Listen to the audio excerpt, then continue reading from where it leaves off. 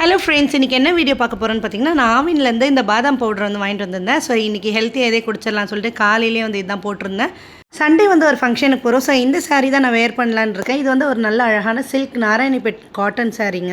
இதுக்கு வந்து ப்ளவுஸே தைக்கல. இன்றைக்கி கொடுத்தா தான் ஒரு 2 டேஸ்லேயே தைச்சி கொடுப்பாங்கன்னு சொல்லிட்டு எடுத்துன்னு போய் கொடுத்துடலான்னு சொல்லி பிளான் பண்ணியாச்சு. எப்பவுமே பார்த்தீங்கன்னா இந்த மாதிரி ஃபங்க்ஷன் இதெல்லாம் வந்துச்சுன்னா நான் வந்து முன்னாடியே தைச்சி வச்சு பிளான் பண்ணி போகணும் அப்படின்லாம் எப்போவுமே வந்து நினைக்க மாட்டேங்க.